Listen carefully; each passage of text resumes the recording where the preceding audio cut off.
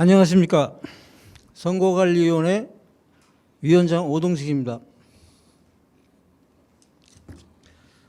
1차 후보자 토론회에 이어서 2차 후보자 토론회를 시청해 주시는 회원 여러분 감사드립니다. 그리고 지금 이 자리에 참석해 주신 우리 두 분 후보자님 그리고 참관 여러분들도 감사드립니다. 1차 토론회에서는 회장 후보자 두 분의 정책 방향을 듣고 상호 토론을 하는 시간을 가졌는데요. 오늘은 회원 여러분들로부터 받은 질문에 후보자들이 직접 답변하는 시간을 갖도록 하겠습니다.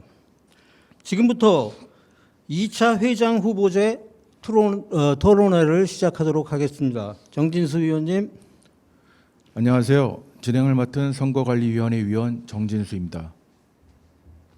이번 정견 발표에서는 1차 때와는 다르게 차기 회장에게 바란다라는 주제로 회원님들의 질문만을 모아 후보들의 의견을 들어보는 시간을 갖도록 하겠습니다. 먼저 룰을 말씀드리겠습니다. 첫 번째, 모두 발언 1분씩 드리겠습니다. 두 번째, 회원님들의 질문 10가지에 대한 답변을 들어보는 시간을 갖겠습니다. 각 후보당 2분씩 발언할 수 있고 추가로 전체 5분의 시간을 더 드리겠습니다. 세 번째, 각 후보들에 대한 회원님들의 질문 3가지씩 드리겠습니다. 답변은 2분 이내로 해주시고 필요할 경우 전체 3분 연장 시간을 드리겠습니다. 마지막으로 마무리 발언 2분씩 드리겠습니다. 자, 그럼 먼저 모두 발언 1분씩 하도록 하겠습니다. 먼저 이시아 후보 말씀해 주시죠. 예, 존경하는 회원 여러분, 회장 후보 기호 2번 이시아입니다. 오늘 저는 이 자리에서 딱 한 가지만 약속드리고자 합니다. 지금 당장 느껴지는 변화, 이것입니다. 제가 왜 이렇게 단호하게 말씀을 드리냐면 선거철마다 우리는 똑같은 장면을 봤기 때문입니다. 후보님들이 많은 약속을 하시고 임기가 끝날 때에는 열심히 했는데 어려웠다라는 대답을 들어온 것이 우리의 역사이기 때문입니다. 자, 이제 그 역사는 반복돼서는 안 될 것입니다. 지금 당선이 될 회장은 우리 회원들에게 지금 당장 느껴지는 변화를 만들어 주어야 합니다. 그 변화는 회원 여러분들의 통장, 회원 여러분들의 작품활동, 회원 여러분들의 일상에서 느껴져야 합니다. 1차 토론회에서 저는 회원 여러분들의 삶을 챙기겠다고 말씀을 드렸습니다. 오늘 그것을 더 명확히 하겠습니다. 징수는 늘었는데 왜 저작권료는 줄어드는가? 네, 마무리 해주시죠. 누가 구조를 갈아엎을 수 있는가? 누가 현실을 바꾸고 누가 여러분들의 소득을 2배로 만들 수 있는가? 오늘 이 자리에서 판단해 주시기 바랍니다. 제가 일할 수 있게 해주십시오. 앞으로의 4년은 약속을 지키는 4년이어야 하고 체감되는 변화의 4년이어야 합니다. 약속을 지키는 사람 기호 2번 이시아입니다. 감사합니다. 네, 저 김영석 후보 해주시죠. 회원 여러분 안녕하십니까. 협회 회장 후보 기호 1번 김영석입니다. 저는 40년 동안 곡을 만들고 또 음악 프로듀서로서 활동했고 또 음악계 선두주자로서 한국 음악의 현장을 직접 뛰었습니다. 회원 여러분, 저는 김형석입니다. 협회 내 편가르기 프레임은 사실 제게는 아무런 의미도 없습니다. 영향도 없습니다. 선거는 전 집행부의 심판입니다. 공은 공으로, 과는 과로 밝혀낼 것입니다. 또 저는 누군가와 싸우기 위해서 이 자리에 나온 게 아닙니다. 저는 회원의 이익에 반하는 불합리한 제도와 싸우기 위해서 나왔습니다. 지금 공카에게 필요한 것은 기존 방식을 반복해온 게 아니라 글로벌한 새로운 시각으로 협회를 보고 또 우리 회원들의 삶을 실제로 더 낫게 만드는 사람입니다. 제가 써온 많은 곡들과 경험과 네트워크는 그저 숫자가 아닙니다. 그건 창작자들이 어떤 고통을 겪는지 또 어떤 구조가 바뀌어야 하는지 몸으로 겪은 40년간의 데이터입니다. 지금 집행부의 회장과 이사들이 협회를 잘 운영했더라면 제가 굳이 이 자리에 설 필요도 없습니다. 저는 화려한 말보다 결과를 만들겠습니다. 회원님들이 더 많이 벌고 또 더 투명하고 더 공정한 협회를 만들기 위해 즉각적으로 제 모든 역량을 쏟아붓겠습니다. 그게 제가 회장에 출마하는 이유이고 그 길을 회원 여러분들과 함께 반드시 열겠습니다. 감사합니다. 네, 지금부터는 일주일 동안 수집한 회원님들의 공통된 질문 10가지를 드리겠습니다. 답변은 2분 이내로 하시면 되겠습니다. 필요하신 경우 전체 5분을 더 드리겠습니다. 첫 번째 회원님의 질문입니다.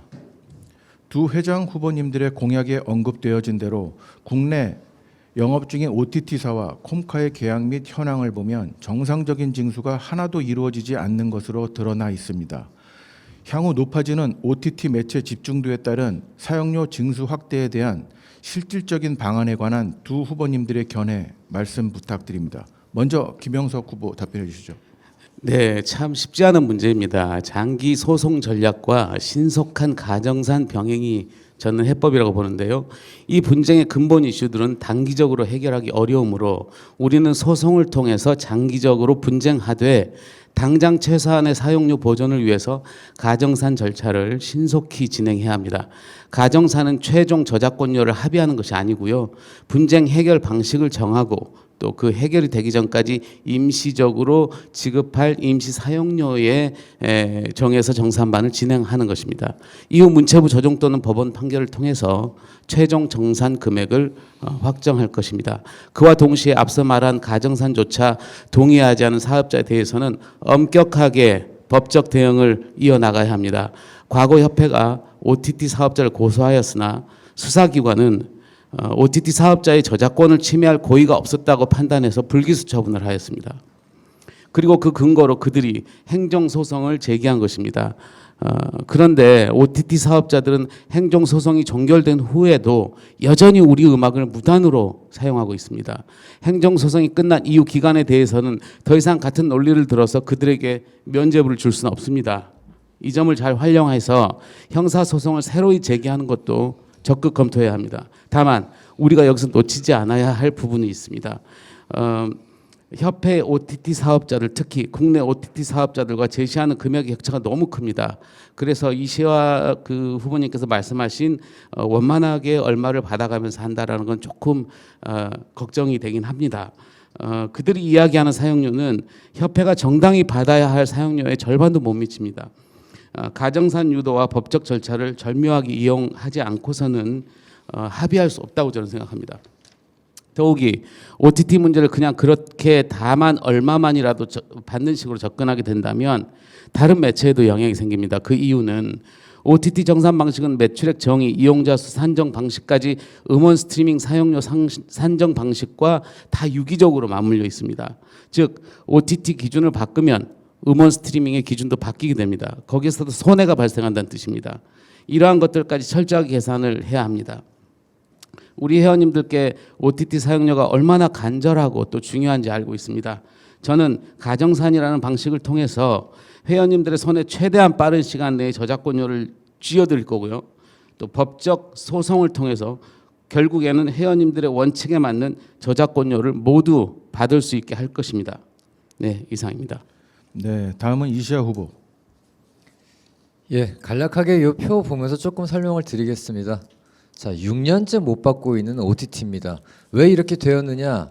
2018년도에 넷플릭스가 한국에 들어와서 매출의 2.5를 주겠다, 계약을 해달라라고 얘기를 하죠. 협회가 계약을 해줍니다. 그런데 티빙이 나중에 0.6밖에 못 내겠다라고 나오는 겁니다. 그러다 보니 문체부가 중간에서 조정을 해줍니다. 1.99%를 내세요. 근데 그것도 못 내겠다고 티빙 웨이브 왓챠가 문체부를 소송을 하고 그것을 보고 넷플릭스가 거꾸로 협회에 또 들어오게 되죠. 왜 우리만 2.5를 내야 하는가? 불공정 계약이다. 그때부터 요일 분쟁이 생기고 우리는 6년째 저작권료를 못 받고 있는 겁니다.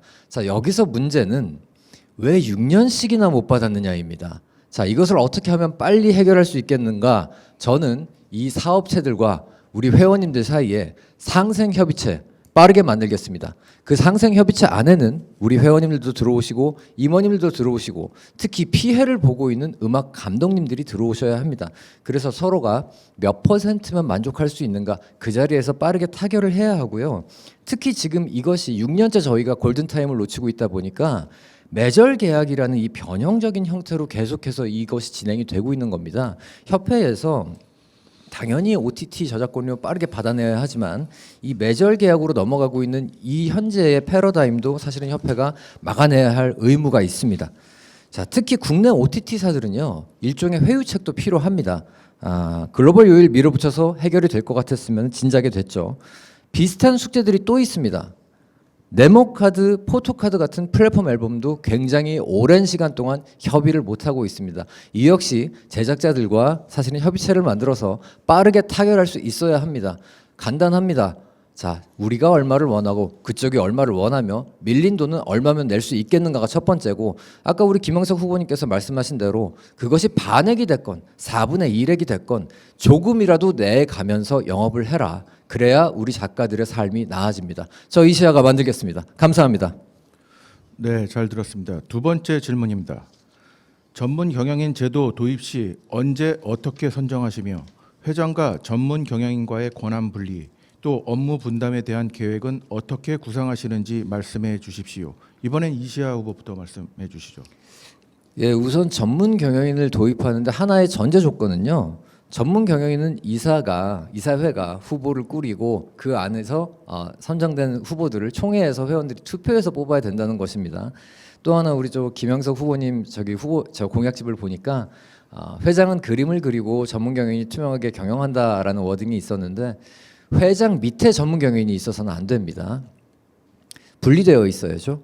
그래서 저는 이 전문 경영인을 도입하려면 협회의 지난 역사를 좀 알아야 될 것 같습니다. 우선 전문 경영인 도입이 필요하지 않느냐라는 문제 제기가 있었고, 그런데 전문 경영인이 낙하산 인사가 오면 어떡하냐, 아니면 전문 경영인이 들어와서 비리를 저지르면 어떡하냐, 이 문제 때문에 20년간 설왕설래하다가 결국은 도입이 안 된 것입니다. 그래서 진심으로 전문 경영인을 도입하고 싶다면 우리 회원님들이 안심하실 수 있는 단계별 도입이 필요합니다. 자, 제가 그림을 하나 그려왔는데요. 자, 일단 제 임기 1년 차에 CEO를 뽑는 것이 아니라 CFO와 CTO를 먼저 뽑겠습니다. 기업 가면 요즘에 CEO와 CFO, CTO가 다 있습니다. CFO는 재무 책임자죠. CTO는 기술 책임자입니다. 자, 우리 5천억 회계를 볼 재무 책임자, 그리고 AI 기술 들여와야 되는데 그것을 책임질 기술 책임자를 먼저 뽑자는 것입니다. 그들에게 약간의 권한을 주고요. 총회에서 투표로 뽑습니다. 자, 그래서 첫 번째 단계에서 그들을 뽑고 2년 동안 그들을 운용합니다. 회원님들이 지켜보시면서 이제 CFO랑 CTO는 좀 안짝이 됐다, 이런 식이면 CEO를 뽑는 것도 조금 안심할 수 있겠다라는 분위기가 조성이 되었을 때 3년 차에 CEO를 뽑는 것입니다.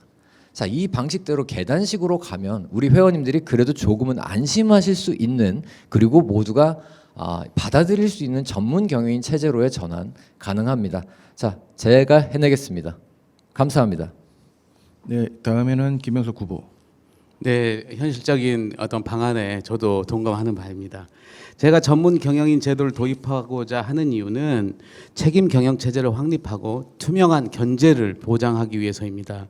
제가 당선이 되면 인수위원회가 만들어지는 그 즉시 전문 경영인 제도 도입을 위한 준비 작업을 할 것입니다. 단 여기서 전제돼야 할 것은 우리 회원님들께서 동의가 필요하고요. 또 문체부 승인 절차가 필요합니다. 제가 생각하는 전문 경영인 제도의 주요 골자를 설명드리자면, 우선 회장은 대외 업무와 이사회 의장으로서 역할을 수행하게 될 거고요. 그리고 전문 경영인은 대내 업무에 대한 최종 결재권자로서 역할을 하게 됩니다. 나아가 전문 경영인은 이사회 구성원으로서 이사와 동일한 의결권을 갖게 됩니다. 그 부분은 이시아 후보님과도 저랑 맥락이 같다고 봅니다. 물론 전문 경영인 제도를 견제하기 위해서 장치도 충분히 둬야 합니다. 먼저 감사 기능을 강화하기 위한 감사위원회를 설치해야 되고요. 또 사전 규제를 위한 준법 감시인 제도를 도입해야 합니다. 향후 사무처의 모든 업찰 업무는 준법 감시인의 승인을 거쳐야 됩니다. 그리고 전문 경영인을 보좌하는 본부장급의 CFO 또 CTO를 두되 CFO와 CTO가 동의하지 않는 경우에는 전문 경영인이 독단적으로 회계나 전산에 대해 판단을 할 수 없도록 하게 할 것입니다. 나아가 전문 경영인의 선출은 청문회급의 철저한 검증 절차를 통해 선출되도록 할 것이고요. 또 보상 연봉은 높게 책정하지 않지만 비례해서 연봉의 비례에 성과에 비례에 책정하도록 하게 할 것입니다. 물론 성과는 단순 징수뿐만 아니라 투명성과 회원 만족도에 대한 평가까지 이루어지게 할 것입니다. 네. 그리고 전문 경영인의 임기도 사실은 이슈이긴 한데요. 저는 2년 하고 또 중간 평가하고 2년 이렇게 연임을 생각하고 있습니다. 왜냐하면 임기가 4년 미만일 경우에는 사업자, 유관기관 등 상견례를 하고 업무 파악을 하는데 허비하는 시간이 많아집니다. 또 해외 선진단들 단체들도 대부분 임기에 제한이 없는데 우리는 제한을 둬야 됩니다. 왜냐하면 부정부패에 좀 이슈가 있을 수 있으니까 그런 부분에 있어서 충분히 견제를 하고 또 우리가 조정을 하고 전문 경영인의 제도를 확립할 수 있도록 향후 실험을 해볼 것입니다. 예, 감사합니다. 네, 잘 들었습니다. 세 번째 회원 질문입니다. AI 발달로 인해 앞으로 우리 작가들의 피해가 불가피해질 텐데 차기 회장이 되신다면 이 문제를 어떻게 해결해 주실지 현실적 또 구체적으로 말씀 부탁드립니다. 이번엔 김영석 후보부터 말씀. 사업적 대응과 정책적 대응 두 가지가 있을 것 같은데요. 먼저 사업적 대응에 대해서 말씀드리겠습니다. 가장 시급한 것은 문체부와의 협의를 통해 AI 사업자 대상 징수 규정부터 승인받는 겁니다. 그래야지만 우리가 징수할 수 있는 법적인 권리를 갖게 됩니다. 이를 통해서 정부가 공인한 요율을 확보하고 다른 사업자와의 계약 체결을 용이하게 할 것입니다. 계약을 거부하는 사업자에게는 소송이 불가피한데요. 우리는 독일과 미국의 판례를 통해서 무엇을 미리 준비해야 할지 배울 수 있습니다. 독일의 게마의 판례에서는 우리는 증거 입증 방법을 배워야 됩니다. 게마는 할루시네이션과 또 학습 데이터 역류 현상을 이용해 증거를 수집했고요. 이는 저작물 이용을 입증하는 데 매우 효과적이었습니다. 승소했습니다. 나아가 우리는 공정 이용이라는 조항이 있습니다. 독일과 달리 이에 대한 방어도 해야 됩니다. 최근 메타 또 엔트로픽 또 최근에 구글 케이스에서 미국 법원은 공정이용 조항의 적용을 배제하기 위해서 권리자는 AI 학습으로 인해 권리자들이 시장에서 어떠한 피해를 보고 있는지 입증해야 한다고 했습니다. 하지만 입증을 잘 못했습니다. 우리는 이를 입증하기 위해 지금부터라도 이와 관련된 다양한 연구, 논문 이런 데이터들을 축적해야 될 필요가 있습니다. 이러한 구체적인 방안을 갖고 있어야만이 수월하게 AI 사용률을 징수할 수 있을 것입니다. 근데 이건 결코 쉬운 일은 사실 아닙니다. 이시아 후보자는 지난 토론회에서 실무를 다 알고 있고 즉시 할 수 있는 것들 이야기하겠다고 말씀하셨는데요. 그러면서 중장기적 대응은 병행하겠다고 하셨는데 저는 사실 중장기적인 부분에 있어서 훨씬 더 준비하는 시간이 필요하다고 생각합니다. 이어서 정책적 대응을 말씀드리겠습니다. 최우선 입법 과제는 학습 데이터의 공개와 TDM 면책 규제 도입 저지입니다. 도입을 막을 수 없다면 최소한 옵트아웃 제도를 만들어야 됩니다. 이것은 우리의 권리를 학습 데이터에 넣지 않겠다는 이 제도이고요. 만약에 이용 단계에서 그것이 사용이 되었을 때는 법적으로 제재를 할 수 있는 그 제도입니다. 다행히 협회는 이번에 인공지능 사업자와 계약을 체결했습니다. 이용 저작물에 대한 데이터를 받을 수 있도록 하였다고 제가 얘기를 들었습니다. 이 첫 계약은 앞으로 이 계약의 표준이 될 것입니다. 하지만 여기서 멈추지 말고 법 정책적으로도 인공지능 사업자가 이용 저작물 목록을 제출하도록 해야 합니다. 네, 최선을 다해서 제가 만들어 보겠습니다. 네, 다음은 이시아 후보. 예, 우리 콤카를 배라고 생각을 해보죠. 우리가 바람을 막을 수는 없습니다. 그런데 도체 방향은 조종할 수 있습니다. AI라는 바람이 불어옵니다. 우리는 돛을 조종해야 합니다. 우리 작가들에게 최대한 이익이 되는 방향으로 바꿔야 합니다. 자, 간단하게 다시 한번 설명드리겠습니다. AI 회사들로부터 매출 대비 퍼센테이지 징수해야 합니다. 이것이 어려운 일일 것이다 라고 예측하시는 분들이 있었는데 저는 이 얘기를 4월 달부터 해왔습니다. 실제로 그런데 제가 4월 달부터 했던 얘기와 비슷한 흐름이 전 세계에서 이어지고 있습니다. 자, 생성형 AI 회사들로부터 저희가 가서 주장을 하는 것이죠. 너희들은 우리들의 곡을 학습했고 너희들이 내놓는 생성물이 우리들의 저작권을 침해할 가능성이 있기 때문에 매출 대비 0.5%를 내놔라 라는 간단한 논리입니다. 이 논리는 유럽이나 일본에 현재 존재하고 있는 사적복제 보상금 제도와 비슷한 논리입니다. 자, 그렇게 받아온 돈 어떻게 분배를 하느냐. 우리 회원님의 작품 수가 됐던 수수료율, 그동안 협회에 공헌해 주신 수수료율, 또 공헌도 이런 것들을 따져서 이번 달 AI 보상금은 이만큼입니다 라고 분배를 해야 되는 겁니다. 그렇게 됐을 때 AI 회사들이 돈을 벌 때마다 우리 작품이 있는 회원들도 같이 돈을 버는 선순환 경제 구조가 완성되는 겁니다. 자, 하나가 더 있는데요. 저희는요, 사실 그 김영석 후보님께서 이런 말씀하셨어요. TV에서 이제 인간은 그냥 명령어를 입력을 하고 나오는 결과물에 대해서 선택을 하는 일을 하게 될 것이다라고 했는데 저는 조금 생각이 다른 게 그렇게 되면요. 일반 국민과 우리 음악 작가들의 변별력이 사라질 수 있습니다. 자, 그렇기 때문에 저는 명확하게 말씀드립니다. AI 크리에이터와 우리 음악 가족들은 구분되어야 합니다. 자, 요컨대 이런 방법이 있을 수 있습니다. 앞으로 곡을 등록할 때에 프로젝트 파일도 같이 내주세요라는 정책을 시행한다고 가정해보죠. 그리고 우리가 받은 그 프로젝트 파일은 절대 열람해보지 않습니다.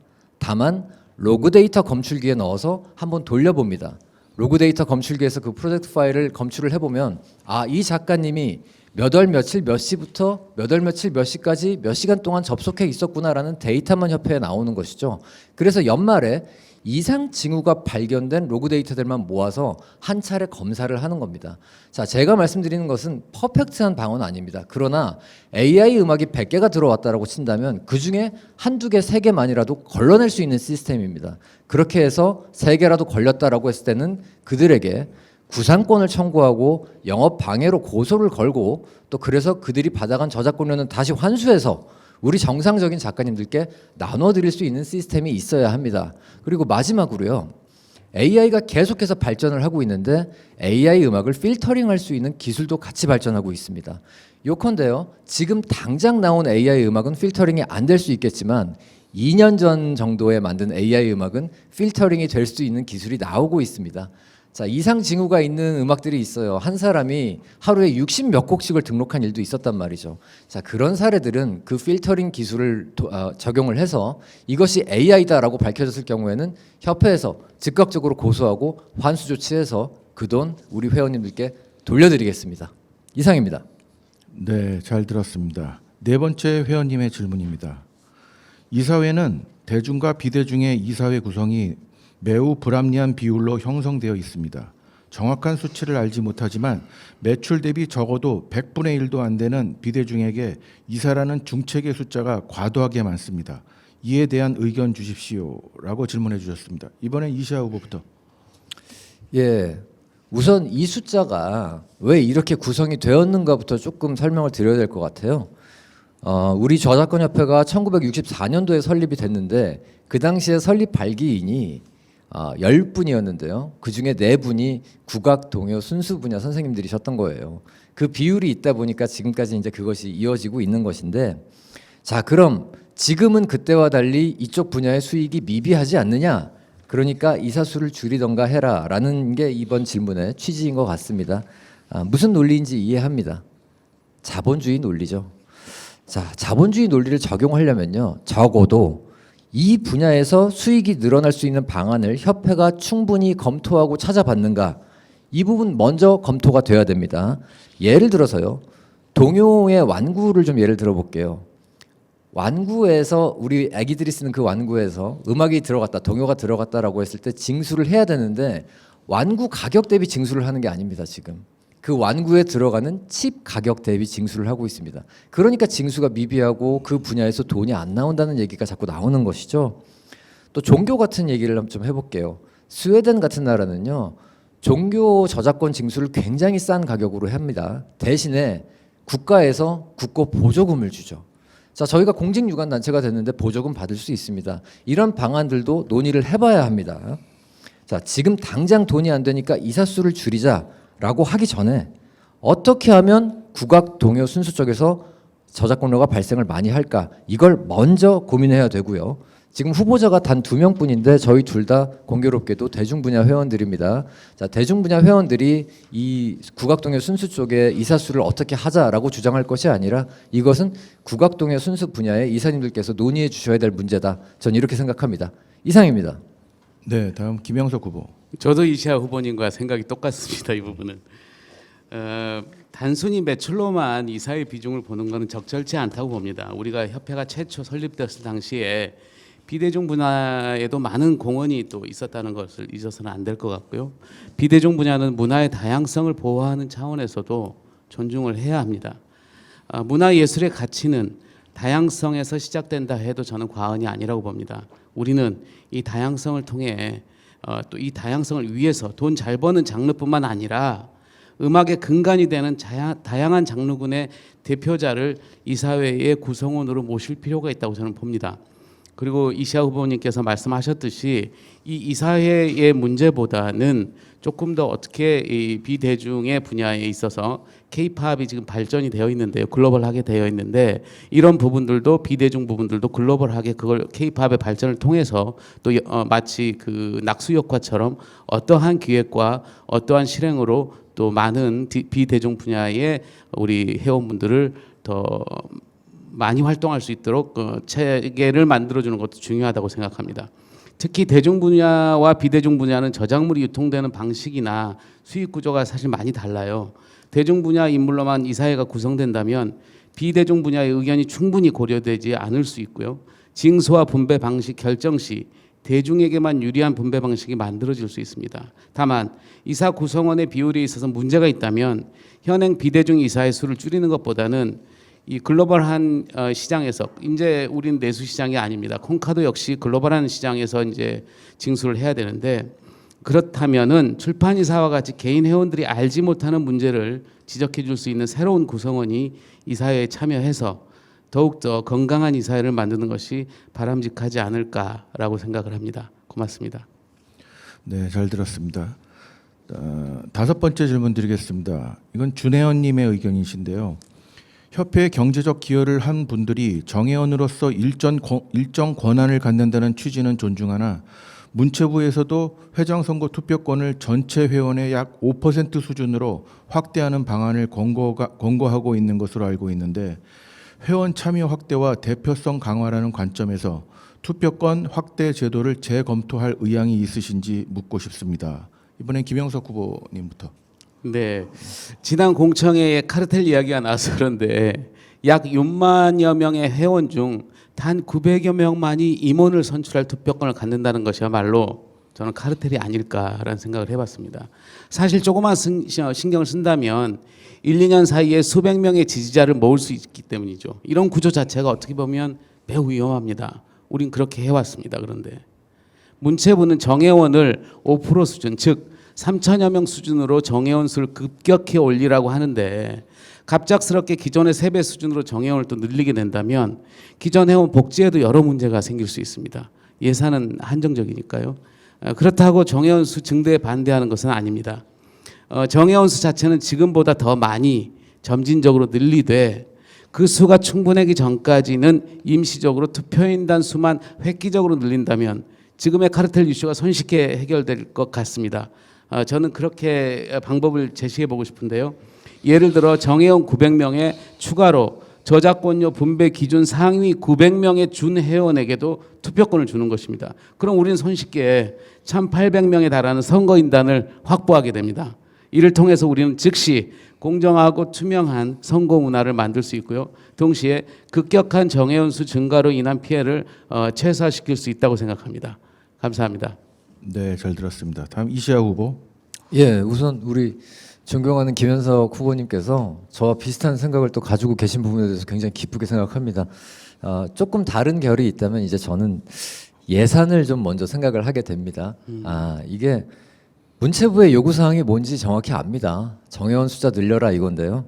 정회원 숫자를 갑작스럽게 늘렸을 경우에는 복지 예산이 버텨내질 못합니다. 근데 이 복지 예산이 왜 중요하냐면요.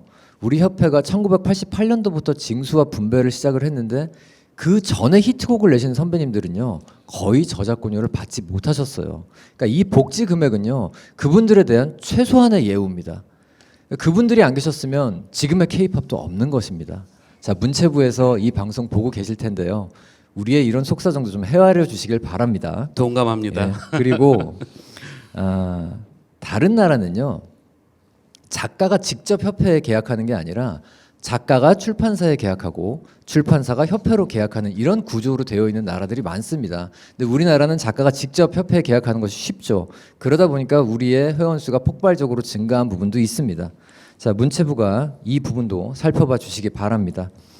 자, 또 다른 방법이 하나 있다면은 기존의 정회원은 그대로 유지를 하고 그다음에 준회원 한 5,000명, 그러니까 아까 말씀하신 이제 상위 소득이겠죠. 5,000명 안에서 4년에 한 번씩 대의원을 선출하는 겁니다. 그래서 4년에 한 번씩 정회원 900명과 대의원 1000명이 동시에 선거하는 방식을 우리가 고려해 볼 수는 있을 겁니다. 자, 이렇게 되면 예산에 무리가 없는 상태에서 투표권만이라도 점진적으로 확대될 수는 있을 겁니다. 이상입니다. 네, 잘 들었습니다. 이제 6번째 회원님의 질문 드리겠습니다. 우리 협회는 공직 유관 단체가 됐습니다. 이에 따른 대관 업무는 어떻게 계획하고 있는지 답변 부탁드립니다. 이번에는 이시아 후보부터. 예, 이거 투 트랙으로 가야 한다고 생각하는데요.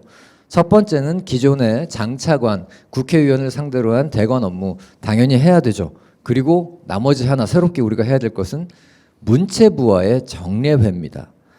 자, 협회 대외 협력국이요. 수억을 들여서 공연을 하고 또 국회 출신 전문위원들 모셔다가 10억을 썼는데 사실 된 게 별로 없어요. 법 개정이 됐다든지 우리가 원하는 정관 개정이 잘 됐느냐, 된 게 없다는 것이죠. 그렇다면 이것은 방식을 바꿔야 합니다. 자, 이런 방식은 바꿔야 되고요. 그리고 우리가 공직유관 단체가 되었다는 것은 쉽게 말하면 두 가지 법을 적용받는다는 얘기입니다. 자, 이해충돌 방지법, 청탁금지법, 이 두 가지를 적용을 받게 됩니다. 그렇기 때문에 인맥을 통해서 해결하려고 하면은 이게 잘못하면 형사처벌을 부르는 독이 될 수도 있습니다. 그래서 이제는 공적인 장소에서 공개적으로 의견을 주고받는 게 중요합니다. 그게 바로 문체부와의 정례회입니다. 자, 사실 협회랑 문체부가요, 서로가 서로를 괴물 보듯이 하는 경향이 있습니다. 중간에 필터가 껴있기 때문이라고 저는 믿어 의심치 않습니다. 무슨 말이냐? 우리 회원들의 의견을 직원들이 문체부에 전달을 해줍니다. 문체부의 의견을 또 직원들이 받아와서 우리 회원들에게 전달을 해주는 것이죠. 그러다 보니까 그 안에서 왜곡이 생기고 오해가 생기는 겁니다. 자, 제가 한 가지 예를 들어볼게요. 어떤 일이 있었냐면 저희가 로그 데이터 외주 영역 사업을 줬는데 그것을 직원들이 어느 날부터인가 45억으로 증액하겠다라는 얘기를 합니다. 심지어 그 계약서를 보니까 45억짜리 사업을 5년 동안 하겠다는 계약서였습니다. 이사회가 발칵 뒤집혀집니다. 저를 비롯한 몇몇 이사님들이 그걸 막기 위해서 정말로 투쟁을 많이 했고요. 그런데 그 이후에 회의가 열렸는데 우리 직원이 뭐라고 표현을 하냐면 이거 문체부에서도 2년은 하라고 한 거예요. 라고 저희한테 보고를 합니다. 나중에 제가 선거 처리돼서 팩트 확인을 해보니까요. 문체부에서 이거 꼭 해야 됩니까? 꼭 하셔야 되겠으면 5년이 아니라 2년만 하세요. 라고 얘기한 거를 호도한 거죠. 직원이 와서. 자, 이런 필터링이 있다 보니까 문체부가 협회를 오해하고 협회는 문체부를 오해하고 우리 회원들도 문체부를 오해하게 되는 겁니다. 자, 이런 거 공개적인 장소에서 회원들이 직접 얘기할 수 있고 문체부가 또 문체부의 입장을 명확하게 얘기할 수 있는 공개된 장소에서 공개적으로 토론할 수 있는 자리가 정기적으로 마련되는 것, 그것이 저희가 공직유관 단체로서 앞으로 새로운 장을 열어가는 하나의 창구가 될 것입니다. 이상입니다. 네, 김영석 후보.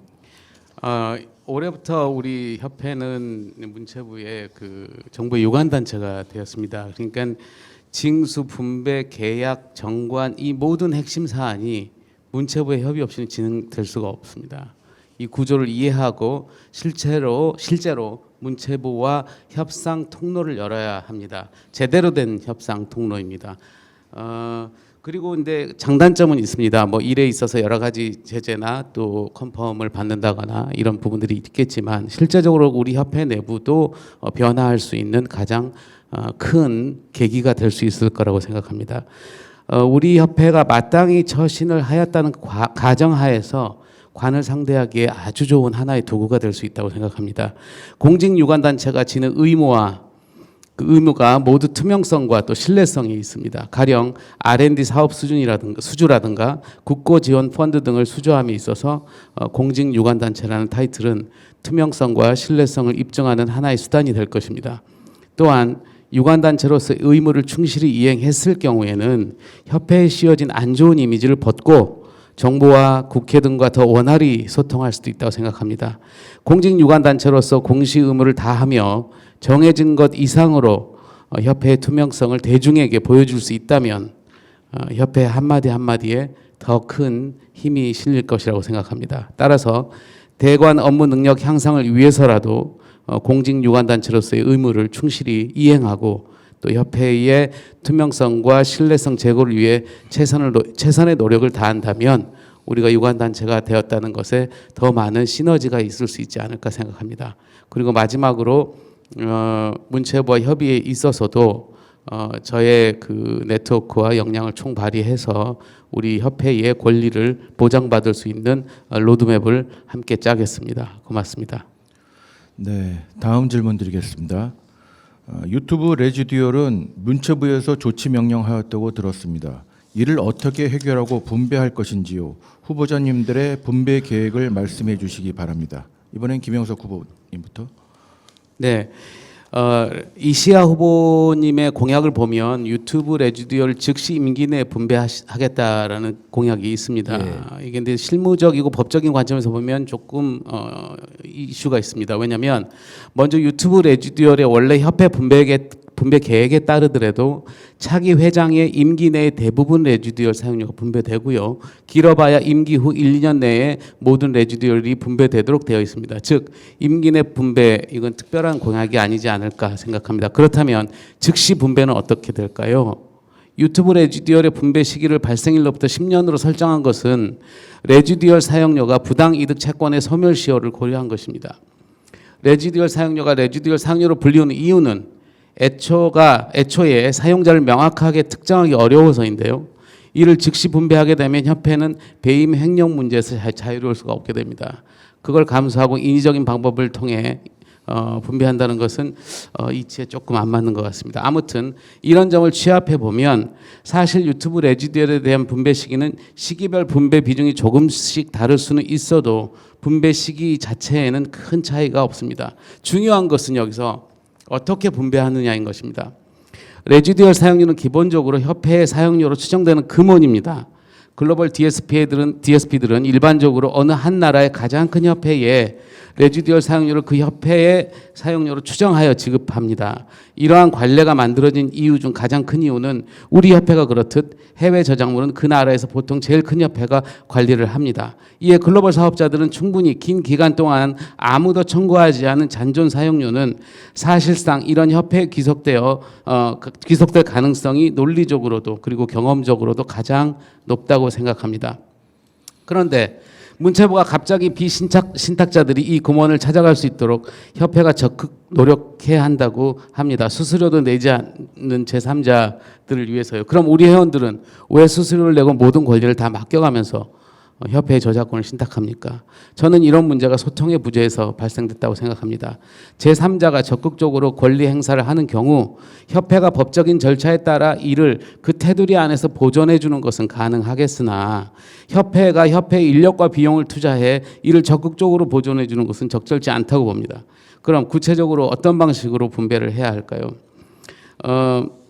유튜브 분배는 크게 뮤직과 논뮤직 분배로 나뉘어져 있습니다. 뮤직 분배는 흔히 음악이 주로 사용된 컨텐츠에 대한 분배로 보면 되는데 이 경우에는 컨텐츠 아이디가 대부분 붙어 있어서 유튜브가 보내준 자료에 근거해서 분배를 하면 됩니다. 다만 논뮤직 분배의 경우에는 어떤 음악이 사용되었는지 또 확인이 안 되는 경우가 많습니다. 이때 협회는 내부적으로 무자료 분배라고 부르는 블랙박스 분배를 합니다. 사용 내역을 알 수가 없으니까 타 매체 분배 비율을 끌어와서 논뮤직 금액을 분배하는 거죠. 레지듀얼 분배에 있어서 방금 말씀드린 방식을 그대로 따릅니다. 뮤직 분배는 자료가 있어서 논쟁의 거리가 없는데 문제는 자료가 없는 논뮤직 부분입니다. 저는 협회가 하고 있는 유튜브 G 콘텐츠 모니터링 사업의 결과물을 보조적으로 이용하면 어떨까라고 생각을 합니다. 협회가 제3자의 권리를 적극적으로 찾아줄 것이 아니라 적극적으로 우리 회원님들의 권리를 찾고 우리 회원님들의 그 권리를 빼앗기지 않을 방법과 근거를 만드는 것입니다. 협회는 자료가 없어 무자료 분배가 될 때까지 기다리다 보니까 여기저기 숟가락을 얹고 싶어하는 사람들이 자꾸 나타납니다. 저는 적극적으로 우리 회원님들의 권리를 찾아내 이 금원이 이 권리 위에 비신탁자가 아니라 우리 회원님들께 더 많이 흘러 들어갈 수 있도록 조치를 취하겠습니다. 이상입니다. 네, 이시아 후보. 예, 여러분 이 설명이 단어가 복잡하고 하다 보니까 듣기에 조금 어려우신 분들도 있을 것 같습니다. 자, 레지듀얼을 간단하게 설명을 드릴게요. 유튜브 레지듀얼은요, 유튜브가 이게 저작권료 같기는 한데 임자를 도저히 모르겠다 하는 돈을 저희 협회에 맡겨 놓은 겁니다. 자, 이 돈이 현재 한 700억 정도 있다고 알고 있습니다. 이게 왜 이슈가 되었느냐? 함저협에서요, 그 700억 안에 우리 돈도 있는데 콤카가 그걸 왜 안 주냐라고 문제 제기를 해서 이게 이슈가 되기 시작한 겁니다. 그래서 이거는요. 유튜브 내에서 권리가 발생했을 가능성이 있는 단체들이 다 모여야 합니다. 예를 들면 그 방송국의 저작권료를 직접 징수해가는 단체들이죠. 우리 콤카가 있고요. 함저협이 있고요. 모두컴 같은 회사도 있을 겁니다. 그들이 다 모이고 문체부도 함께 들어와야 합니다. 들어와서 일단 모든 단체들이 각자의 지분율을 정해와야 됩니다. 그래서 예를 들면 700억 중에서 콤카의 몫이 650억으로 최종 결정됐다라고 한다면 이제 그 돈을 가지고요. 저번 토론회 때도 말씀을 드렸는데 우리 회원님들의 방송 점수, 전송 점수, 노래방 점수, 그러니까 아까 김영석 후보자님이 말씀하신 유튜브 논뮤직을 분배하는 방식입니다. 자, 그런 조정 계수를 넣어서 분배하겠다라는 것을 총회에서 통과를 시켜서 분배를 하겠다는 것입니다. 물론 다만 분배할 때에 훗날에 진짜 임자가 나타날 것을 감안해서 우리는 50억에서 100억 정도 예비비를 남겨놓고 분배하는 것이 현명할 것입니다. 자, 이 레지듀얼 부분이 뭐 김영석 후보자님 공약집에는 없어서 제가 조금 아쉬웠는데 제가 말씀드린 방안이 현실적이고 조금 빠른 방안이니까 후보자님께서 이것도 검토를 좀 해주셨으면 좋겠습니다. 예비비를 남겨둬야 된다는 방안은 저도 동의합니다. 예. 네, 8번째 질문 드리겠습니다. K-팝의 세계적인 추세를 더 확장시킬 수 있도록 한국음악저작권협회 회장이 된다면 어떤 역할을 하실 건가요? 하고 질문을 주셨습니다. 이번에 이시아 후보부터 말씀 부탁드립니다. 예, 아주 듣기 좋은 매력적인 말을 하고 싶은데 제가 또 오늘도 현실적인 얘기를 할 수밖에 없을 것 같습니다. 어떤 한 분야가 발전을 하려면요, 그쪽으로 자금이 많이 유입이 돼야 됩니다. 쉽게 말해서 K-팝이 지속 가능한 성장을 하려면 우선 협회가 그 K-팝 씬 안에 있는 작가님들께 제대로 저작권료를 징수해서 주는 게 첫 번째 스텝이라는 것이죠. 자, 남미, 중동, 동남아 저작권료 징수가 아주 미비한데요. 우리 직원들이 주재원으로 나가서 이것만 잘 받아와도 K-팝 생태계 안으로 자금이 유입되는 겁니다. 저는 단기적으로는 100억, 장기적으로는 500억까지 봅니다. 자, 이 돈 받아오면 K-팝 산업은 자연스럽게 팽창하게 될 겁니다. 또 하나, 중국이나 북미는요, 그 땅의 로컬 네트워크를 이용하는 것이 유일한 해결책입니다. 중국 징수 거의 미비하고요. 북미도 작가님들이 생각하시는 것보다 굉장히 작은 액수가 저에게 징수가 되고 있습니다. 이 두 곳도 마찬가지로 단기적으로는 500억, 장기적으로는 1000억까지도 바라볼 수 있는 시장들입니다. 자, 이 돈들을 K-팝 산업에 유입시키는 것이 콤카가 해야 될 일입니다. 그 외에 협회가 나설 수 있는 일이 한 가지가 더 있는데요. 국제적인 송캠프를 콤카가 여는 것입니다. 저는요, 이게 송캠프가 아니라 송올림픽이나 송잼버리의 이름으로 개최됐으면 좋겠습니다. 그래서 각국의 작곡가들이 다 모이고 거기에 우리 작가님들이 함께 끼어서 글로벌리한 히트곡을 계속해서 생산을 해내는 거죠. 여기서 제일 중요한 건 세일즈인데요. 그 행사가 끝날 즈음에 모든 출판사, 모든 제작사를 한 자리에 모여서 콤카가 공격적으로 세일즈 할 수 있어야 됩니다. 자, 예산 문제가 만약에 해결이 된다면, 제가 이걸 공약집에 안 넣은 이유는 예산집을 들여다보는데 이런 국제적인 행사를 개최할 예산을 제가 찾지를 못하겠더라고요. 근데 이 예산만 확보가 되면은 요것을 만들어서 콤카가 조금 더 이용 촉진을 해낼 수 있을 것이다. 예, 이렇게 말씀드립니다. 이상입니다. 네, 김영석 후보님. 네, 해외 저작권을 사실 많이 못 꼽고 있습니다. 특히 미국이나 중국 같은 경우 가장 중요한 게 그 어떤 코드의 일원화라든가 매칭에 대한 부분인데요. 그런 부분을 협회 입장에서는 수정 보완해 나가야 될 것입니다. 그리고 외부적으로는 저는 K-팝의 확장을 위해서 지금 보면 아이돌 작곡가들의 80~90%는 외국 작곡가예요. 아주 현실적으로 좀 힘이 듭니다. 근데 저는 이 부분을 해결하기 위해서 공직 유관 단체로서 당당히 국고 보조금 지급을 정부에 요청할 것입니다. 또 협의하여 재원을 마련해 나갈 것입니다. 그 북유럽, 스웨덴을 비롯한 캐나다 등 선진 사례를 보면 콘텐츠 수출에 국가가 적극 도움을 줬을 때 얼마나 큰 시너지가 나는지 확인할 수 있습니다. K 저작권의 글로벌 확장을 위해서는 국가 단위의 지원이 반드시 필요합니다. 저는 우선 이것을 이끌어낼 것입니다. 둘째, 저는 오랜 프로듀서로서의 역할을 하며 쌓은 글로벌 네트워크를 이용해서 우리 작사 작곡가들이 전 세계로 나갈 수 있는 실질적인 기회를 만들 것입니다.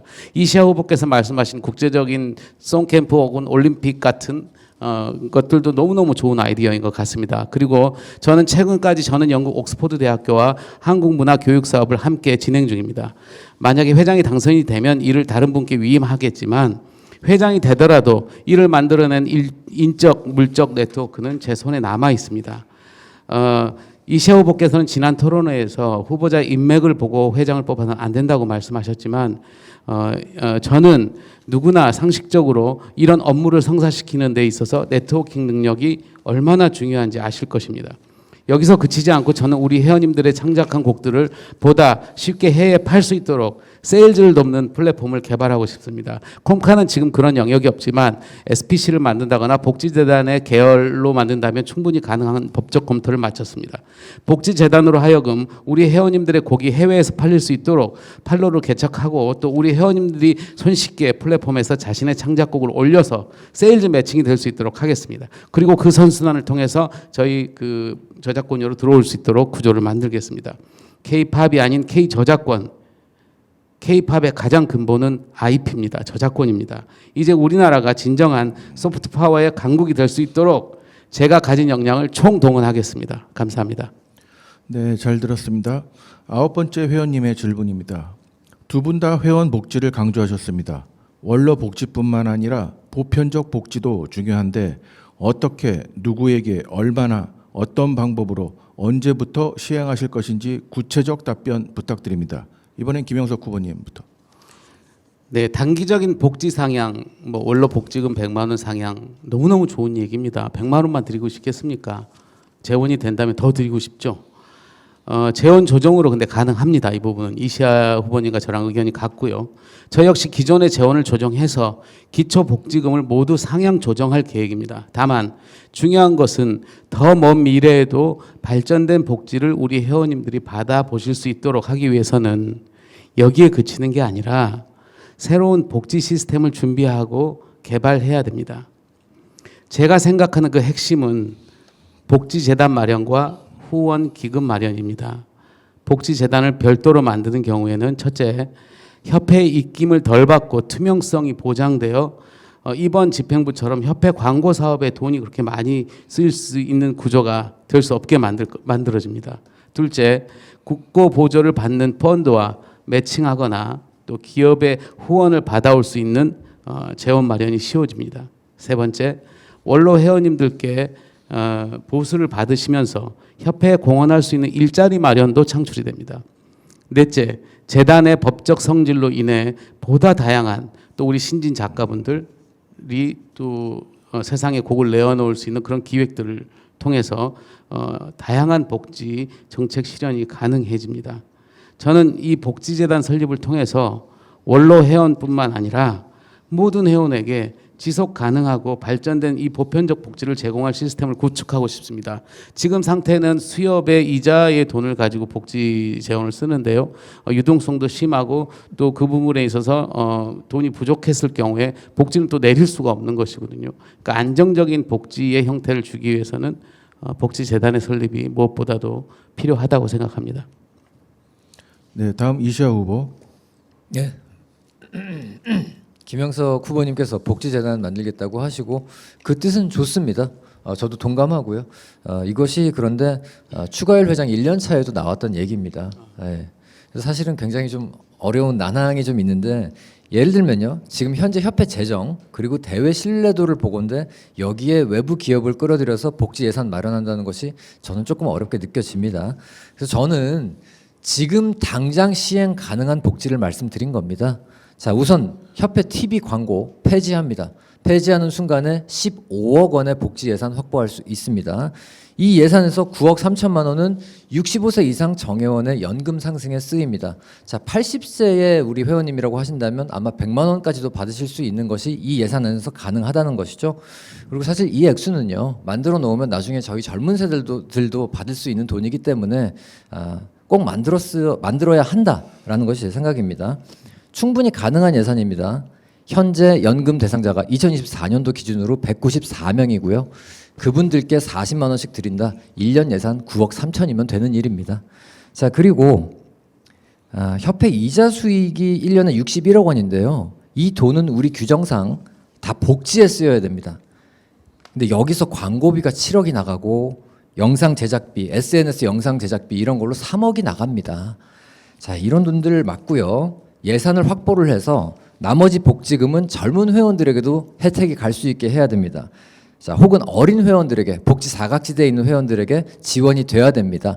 어떤 형태냐? 예를 들어서 회원들이 창작 지원금을 신청을 하면 정말 예를 들어서 하다못해 스플라이스 1년 구독권이라도 줄 수 있다든지 아니면은 VST를 구입하는데 약간 보조금을 줄 수도 있다든지 또 앨범을 내고 싶다라고 한다면 뭐 녹음비, 믹싱비, 마스터링비를 지원할 수 있는 그런 창작 지원금을 줄 수 있다든지 자, 요런 거 예산을 꿰고 있는 제가 할 수 있습니다. 복지 예산 자체는요, 저희 협회 규정을 보면 우리가 일반 회계를 아껴 써서 수지 차입금이 남으면 그 돈을 복지 예산으로 쓸 수 있다는 규정이 있습니다.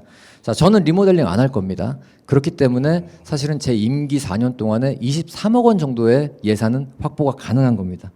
자, 복지 확대, 협회 예산만 잘 챙겨도 충분히 가능합니다. 제가 하겠습니다.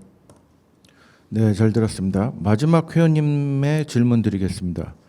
내가 꼭 회장이 되어야만 하는 이유 각 후보님들 말씀해 주십시오. 이시아 후보부터 말씀해 주시죠. 예, 12년입니다. 12년 동안 같은 인물이 밀어주는 사람만 회장이 되었습니다. 이제 한 번은 바뀌어야 하고 협회 기득권은 청산되어야만 합니다. 상위 10%를 위한 협회가 아니라 일반 회원들을 위한 협회를 만들고자 제가 나왔습니다. 협회가 고인물이 되다 보니 우리 작가들의 저작권료는 떨어지는데 협회는 징수액이 늘어났다고 자화자찬하는 일이 생기게 되는 것입니다.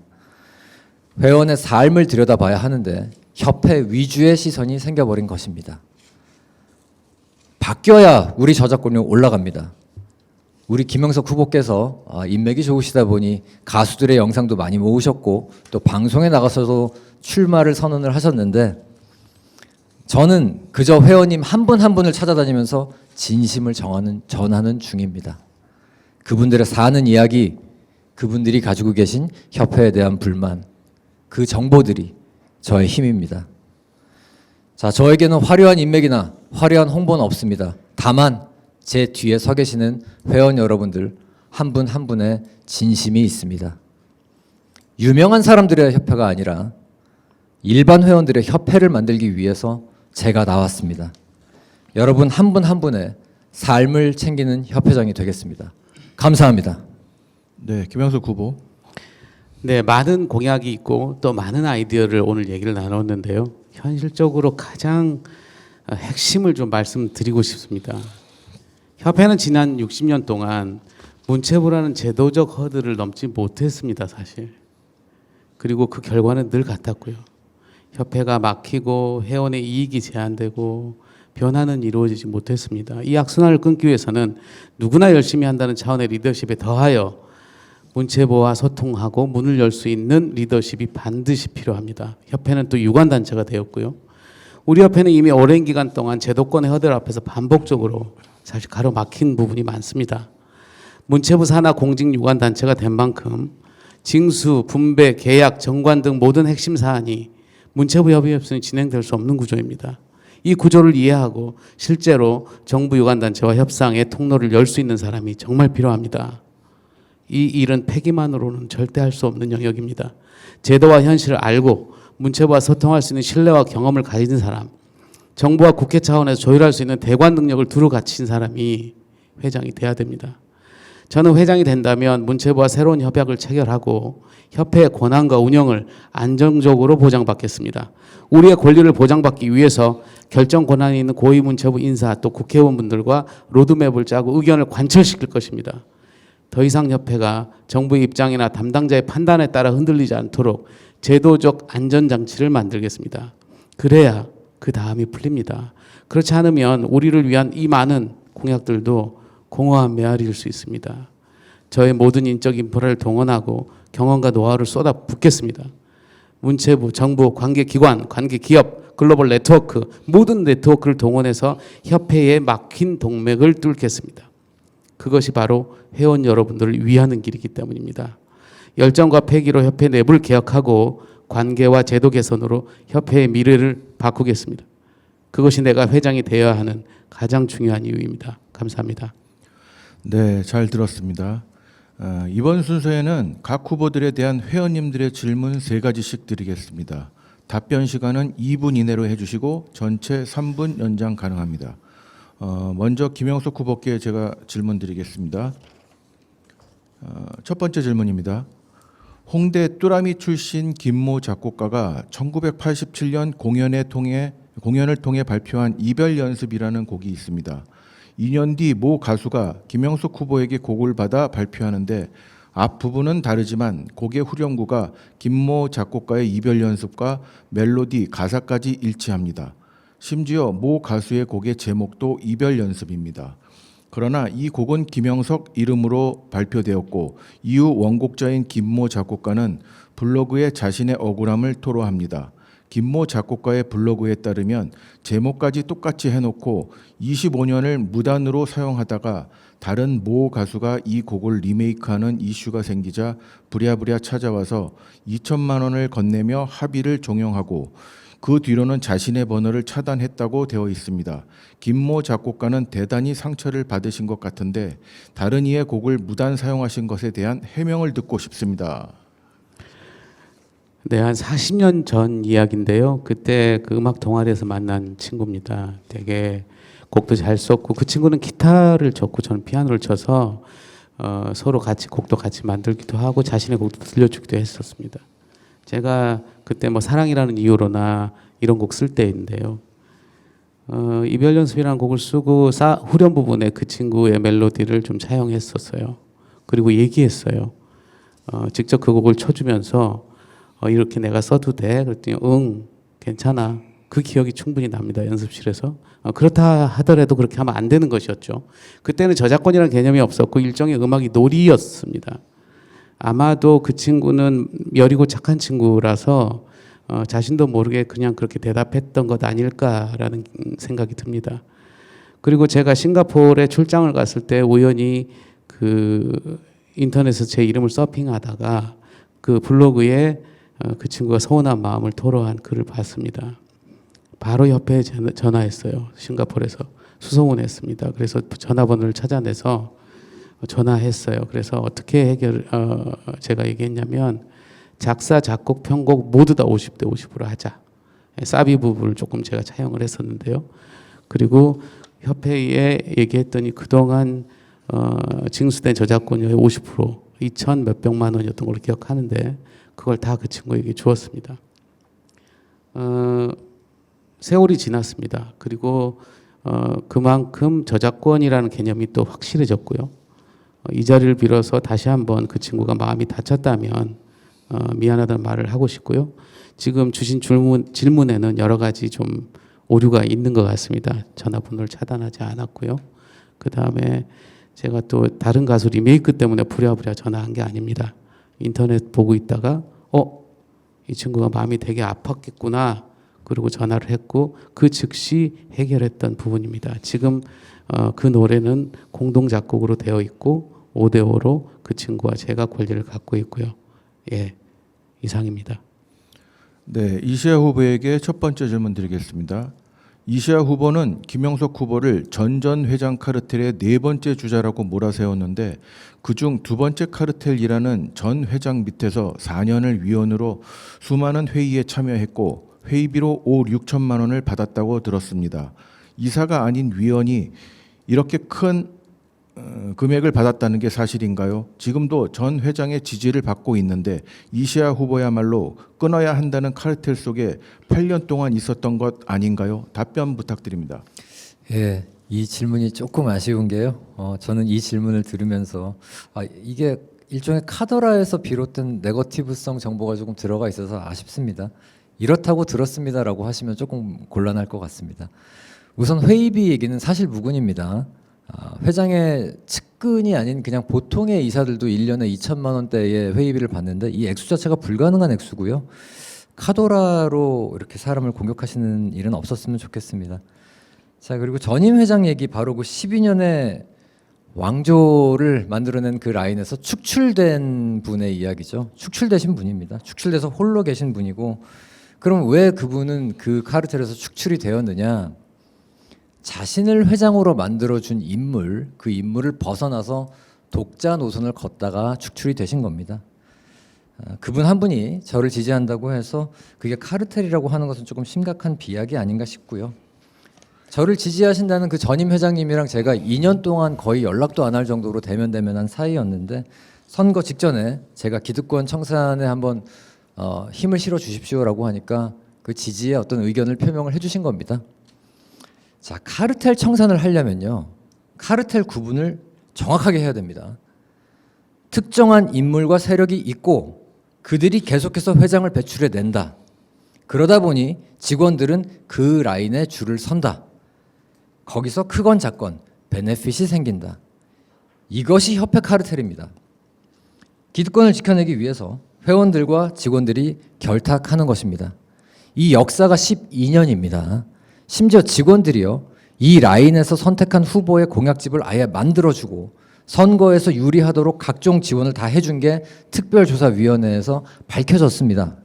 자, 이렇게 협회 권력을 만들어낸 직원들은 결국은 협회 안에서 왕처럼 살고 직장 내 괴롭힘 일삼고 와인을 수천만 원씩 사고 그 영수증은 부하 직원들에게 처리하도록 시켰습니다.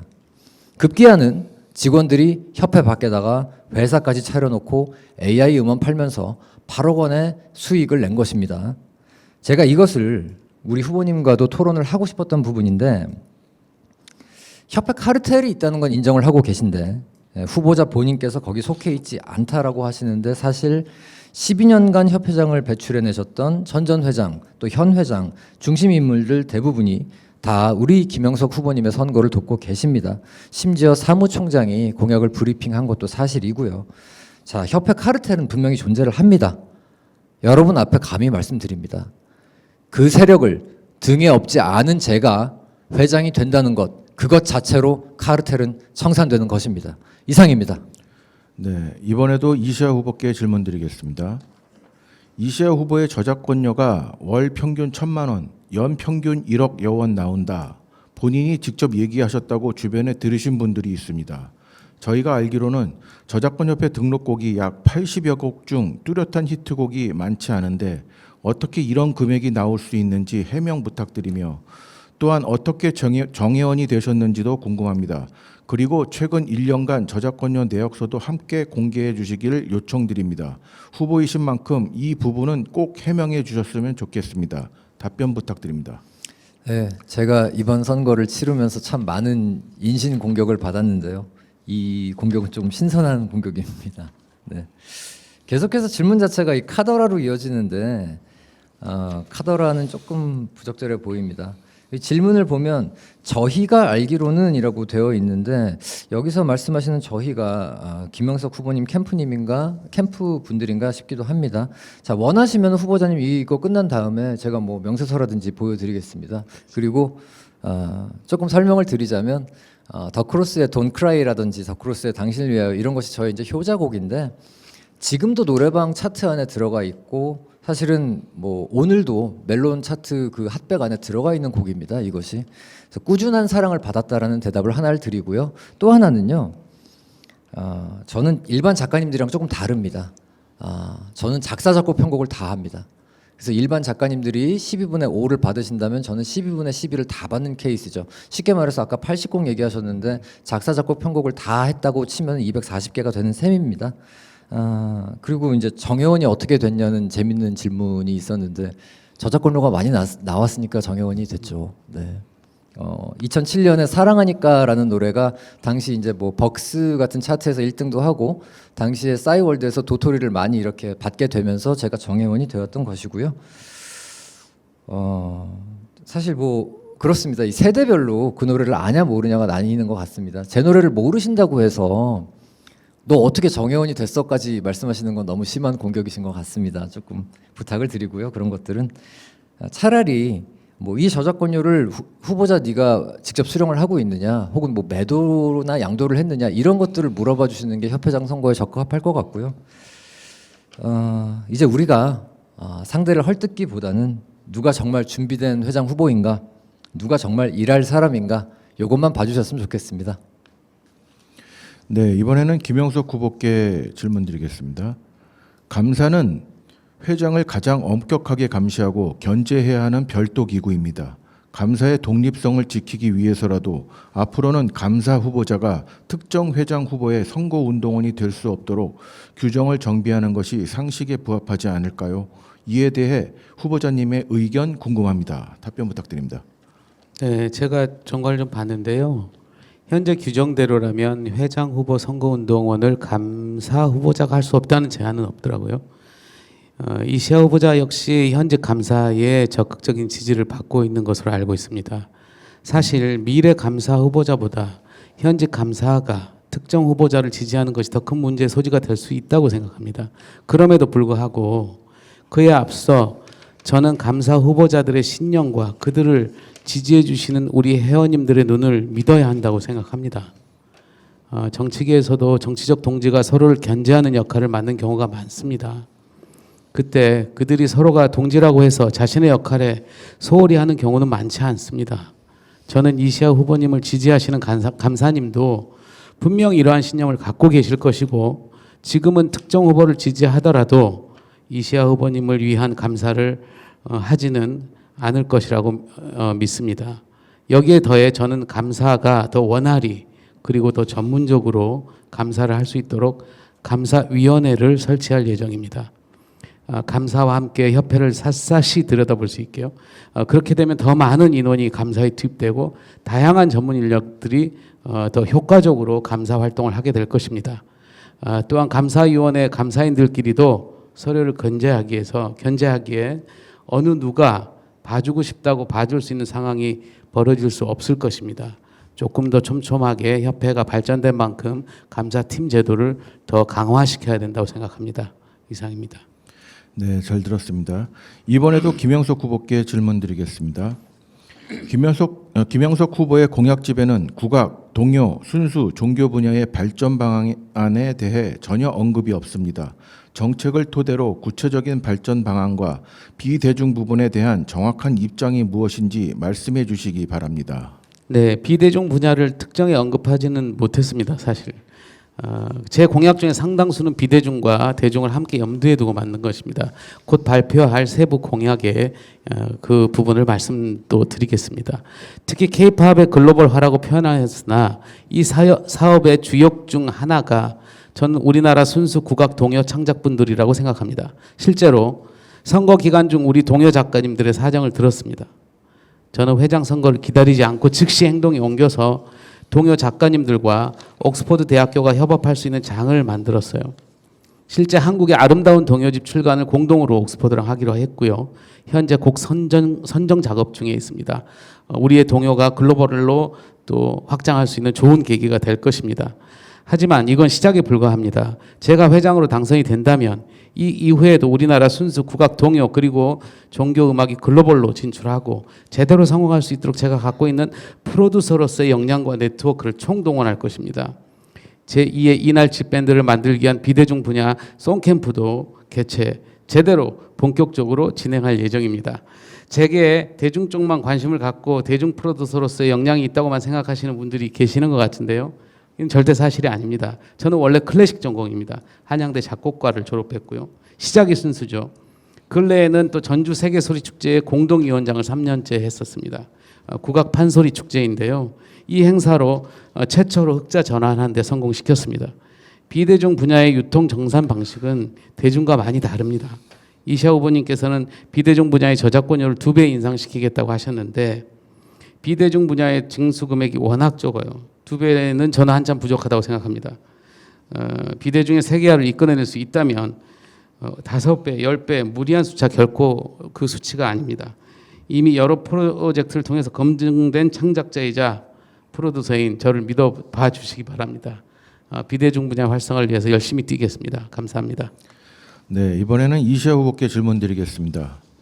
이시아 후보는 중국 저작권 문제의 해결 과정에서 우리 협회가 상임 이사국으로 있는 시사계 기본 원칙과 상호 관리 계약을 어떻게 처리할 것인지 궁금합니다. 답변해 주시죠. 예, 우선 저한테 지금 시간이 4분 남은 것 같은데 조금 천천히 시간을 쓰겠습니다. 아까 말씀하신 현직 감사님이 저를 지지해 주신다는 건 뭐 저로서는 감사한 일인데 그 감사님은 이후에 감사 역할을 하실 분이 아닙니다. 그렇기 때문에 조금 다르다 말씀을 드리고요. 제가 질문을 했던 것은 감사가 될 사람과 회장이 될 사람이 한 팀으로 움직이고 그러다 보니 감사가 되실 분이 선거운동원으로 등록이 되어 있고 그분이 또 어떤 이제 상대 후보를 비방하는 일도 생길 수 있고 그런 부분들이 우리가 규정이 좀 마련돼야 되지 않을까요? 라는 질문이었습니다. 그리고 시사 이제 중국 저작권 관련해서 말씀을 조금 드리자면 질문 주신 부분에서 시사 규정이랑 상호 관리 계약 문제 뭐 이것이 결론부터 말씀드리자면 전혀 충돌하지 않는 모델을 제가 만든 것입니다. 그래서 오해하시는 부분이 조금 있으신 것 같아요. 이게 제가 만들자고 한 그 3자 합자 회사, 텐센트, 중국음악저작권협회, 한국음악저작권협회 3자 합자 회사를 만들자는 것이 제2의 징수단체를 만들자는 게 아닙니다. 중국 내의 징수 권한은 여전히 중국 저작권협회가 갖는 것이고 시사계 원칙대로죠. 그리고 제가 말씀드린 3자 합자 기구는 수익 사업이 아닌 비영리 기술센터에 가까운 겁니다. 자, 텐센트의 데이터를 받아서 중국 저작권협회가 정산을 할 수 있게 도와주는 거, 감시하는 역할, 이 투명성을 확보를 하자는 것이죠. 자, 이 모델이 상호 관리 계약을 위반하는 것이 아닙니다. 오히려 껍데기만 있는 이 계약을 기술적으로 보완해서 실질적인 징수가 일어나게 만드는 가장 현실적인 해법이라고 저는 믿습니다. 시사계에서도 이러한 데이터 투명성 확보 노력은 모범 사례로 환영할 일이지 규제할 일은 아니라고 생각합니다. 자, 그리고 반대로 저는 묻고 싶습니다. 우리 협회는 명실상부한 시사계 상임 이사국입니다. 오히려 우리가 앞장서서 우리가 상임 이사국이니까 데이터가 불투명한 시장에는 이런 기술적인 보완이 이런 모델이 반드시 들어가야 하지 않습니까? 라고 주장도 할 수 있어야죠. 그 정도 설득할 패기 정도는 있어야 되지 않는가? 저 이렇게 생각합니다. 뭐 저는 영어나 일본어도 어느 정도는 할 수 있습니다. 만약에 국제사회의 설득이 필요하다면 제가 직접 날아가서라도 한 분 한 분 찾아뵙고 설득시키도록 하겠습니다.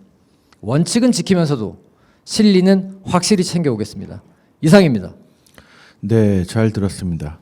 이제 마지막 마무리 발언 2분씩 하도록 하겠습니다. 먼저 이시아 후보부터.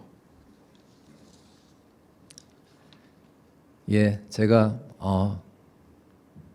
토론 2번을 겪어보니까 이 준비 과정이 굉장히 힘듭니다. 정말 함께 토론하시고 준비하시느라고 우리 김영석 선배님께서 너무 많이 고생하셨을 것 같습니다. 고생하셨습니다. 고생했습니다. 또 이 토론 준비하신 선관위 여러분들과 참관인 여러분들과 끝까지 시청해주신 우리 회원 여러분들께도 감사의 말씀 드립니다. 이 선거가 끝나면 우리는 또다시 힘을 합쳐서 콤카의 발전을 위해서 함께 뛰어야 됩니다. 그러니 양측에서 다 인신공격성 비방은 멈춰주시기 바랍니다. 자, 그리고 회원 여러분, 이제 냉정하게 현실을 봐주십시오. 지금 우리 협회는 지난 12년의 관행을 그대로 답습해서는 안 됩니다. 협회라는 거대한 조직에 어디에 병이 들었는지 명확하게 맥을 짚고 그것을 과감하게 개혁해내고 회원 여러분들의 더 나은 삶을 만들 수 있는 실질적인 해결책을 가진 사람이 필요합니다. 제 인생의 4년을 오로지 협회 개혁과 여러분의 삶을 나아지게 만드는 데 온전히 쓰겠습니다. 유명함보다는 유능함을 봐주십시오. 화려함보다는 내용을 봐주십시오. 저 이시아가 일할 수 있게 해주십시오. 여러분의 이익이 곧 저의 이익입니다. 약속을 지키는 사람 되겠습니다. 약속을 지키는 후보, 약속을 지키는 회장, 기호 2번 이시아입니다. 감사합니다. 네, 다음 김영석 후보.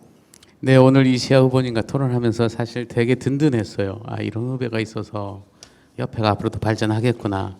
그리고 난 또 선배로서의 또 내 역할을 또 해야 되겠구나. 이 선거가 끝나면 우리는 이시아 후보님 말씀대로 서로 팔짱 끼고 떡볶이 먹으러 가는 사이가 되는 작가들입니다. 여기는 작가의 협회입니다. 저는 회장으로 출마 결심을 하게 되면서 많이 고민하고 또 사실 무겁게 결정했습니다. 전 이 자리에 선 이유는 협회 회장의 타이틀이 목적이 아닙니다. 협회를 개혁하기 위해서는 회장의 권한이 필요하기 때문입니다. 회장의 자리는 6만여 명의 회원들의 생계를 책임지고 봉사하는 자리입니다. 저는 회장이 되면 댐에 여기저기 새눈물 막다가 4년 보내는 회장 되고 싶지 않습니다. 또 카르텔에 휩쓸려서 개혁에 미적거리는 회장도 되고 싶지 않습니다. 대충 할 거라면 이 자리에 설 이유가 제겐 아무런 이유가 없습니다. 또 회장은 열정과 언변으로만 원하는 바를 이룰 수 없습니다. 결국 넘어야 하는 제도권의 허들을 넘어야 되고 원하는 목표를 이룰 수 있는 사람이 돼야 됩니다.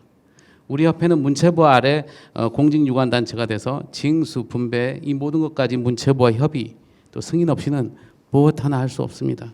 그것이 현실입니다. 그것은 열정으로만 할 수 없습니다. 제도와 현실을 알고 문체부와 소통할 수 있고 또 신뢰와 경험 또 정부와 국회 차원에서 조율할 수 있는 대관 능력을 갖춘 사람이 돼야 됩니다. 그래서 저 김영석이 그 대안이 되겠습니다. 저의 모든 인적 인프라를 동원하고 모든 경험과 노하우를 쏟겠습니다. 문체부, 정부, 관계기관 또 혹은 관계기업 모두 동원해서 협회에 막힌 동맥을 다 풀어내겠습니다. 전 할 수 있습니다. 회원들을 위해 존재하고 회원들을 위해 헌신하는 협회가 돼야 됩니다. 그러기 위해서는 내부적으로 투명함과 신뢰가 전제돼야 됩니다. 회원 여러분들께서 저를 선택해 주신다면 단호하게 즉각적으로 공약들을 실행해 나갈 것입니다. 협회를 진단하겠습니다. 그리고 그 보고서를 회원 여러분들께 투명하게 공개하겠습니다. 그것이 개혁의 시작입니다. 협회는 변화할 것입니다. 회원들의 명예와 생계와 복지가 우선이 될 것입니다. 한국음악저작권협회 회장 후보 기호 1번 김영석, 저를 마음껏 사용해 주십시오. 믿어도 좋습니다. 그리고 또 기대하셔도 좋습니다. 감사합니다. 네, 회원 여러분들의 질문에 대한 각 후보들의 답변 잘 들어보았습니다. 같은 방향의 내용도 있고 다른 견해를 가진 내용도 있었지만 분명한 것은 협회가 지금보다는 더욱더 나아져야 한다는 사실에 대해서는 공통되었던 것 같습니다. 12월 16일 여러 회원분들의 소중한 한 표가 협회의 미래를 결정하오니 협회에 대한 관심과 투표에 꼭 참여 부탁드립니다. 이것으로서 제2차 한국음악저작권협회 회장 후보 정견 발표회를 모두 마치겠습니다. 감사합니다.